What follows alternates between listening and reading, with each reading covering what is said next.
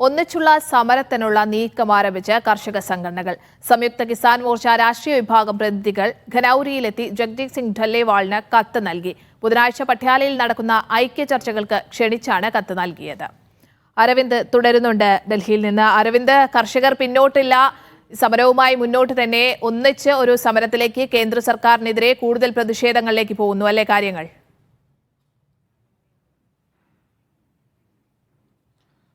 ഡൽഹി സമരത്തിന് പിന്നാലെയാണ് കർഷക സംഘടനകൾ രണ്ടായി പിരിഞ്ഞത്. രാഷ്ട്രീയം അതുപോലെ തന്നെ രാഷ്ട്രീയതര വിഭാഗം എന്ന സംയുക്ത കിസാൻ മോർച്ച പിരിഞ്ഞിരുന്നു. പക്ഷേ ഈ സംഘടനകൾ ഇപ്പോൾ ഒരുമിക്കാൻ പോകുന്നൊരു സാഹചര്യമാണ് നിലവിലുള്ളത്. കാരണം ഈ രാഷ്ട്രീയതര വിഭാഗം നേതാവാണ് ജഗ്ജീത് സിംഗ് ഢല്ലേവാൾ. അദ്ദേഹം കഴിഞ്ഞ 46 ദിവസമായി നിരാഹാര സമരം നടത്തുകയാണ്. ഈ നിരാഹാര സമരം തുടരുന്ന പശ്ചാത്തലത്തിൽ അദ്ദേഹത്തിന്റെ ആരോഗ്യസ്ഥിതിയും വളരെയധികം മോശമാകുന്നുണ്ട്. പക്ഷേ കേന്ദ്ര സർക്കാരിന്റെ ഭാഗത്തുനിന്ന് ഒരു അനുകൂല നിലപാടുണ്ടാകാത്ത പശ്ചാത്തലത്തിലാണ് ഇപ്പോൾ രാഷ്ട്രീയതര വിഭാഗം ഢല്ലേവാളുമായി കൂടിക്കാഴ്ച നടത്താൻ വേണ്ടി ഖനൌരിലെത്തിയത്. എന്തായാലും ഢല്ലേവാളിനെ ഇപ്പോൾ ഒരു ചർച്ചയ്ക്ക് വേണ്ടി സംയുക്ത കിസാൻ മോർച്ച വിളിച്ചിരിക്കുകയാണ്. ഈ മാസം 15-ന് ഈ ചർച്ചകൾ നടക്കും. എന്തായാലും ഈ സംഘടനകൾ ഒരുമിക്കുകയാണെങ്കിൽ ഒരുപക്ഷെ അത് കേന്ദ്ര സർക്കാരിനെ സംബന്ധിച്ചിടത്തോളം വലിയ രീതിയിലുള്ള തിരിച്ചടിയാകും. ഈ ഡൽഹി സമരത്തിന് പിന്നാലെ ഈ സംയുക്ത കിസാൻ മോർച്ച രണ്ടായി പിരിഞ്ഞത് ഈ സമരത്തിന്റെയും അതുപോലെ തന്നെ കർഷക സമരത്തിന്റെയും ഒരു വ്യാപ്തിയെ കുറയ്ക്കുന്ന ഒരു സാഹചര്യമുണ്ട്. എന്തായാലും കർഷക സംഘടനകൾ ഒന്നിക്കാൻ പോകുന്നതിന്റെ സൂചനകളാണ് ഇപ്പോൾ പുറത്തുവരുന്നത്. 6-അംഗ സംഘമാണ് ഖനൌരിലെത്തി ജഗ്ജീത് സിംഗ് ഢല്ലേവാളിനെ ചർച്ചയ്ക്ക് വിളിച്ചിരിക്കുന്നത്. വരും ദിവസങ്ങളിൽ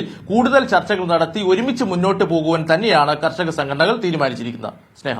ശരി അരവിന്ദ്, കേന്ദ്ര സർക്കാരിനെതിരെ കൂടുതൽ പ്രതിഷേധത്തിലേക്ക് കർഷക സംഘടനകൾ പോവുകയാണ്. ഒരുമിച്ചുള്ള സമരത്തിനുള്ള സാധ്യതകൾ തേടുകയാണ്. PR അരവിന്ദാണ് ഡൽഹിയിൽ നിന്ന് വിവരങ്ങൾ പങ്കുവച്ചത്.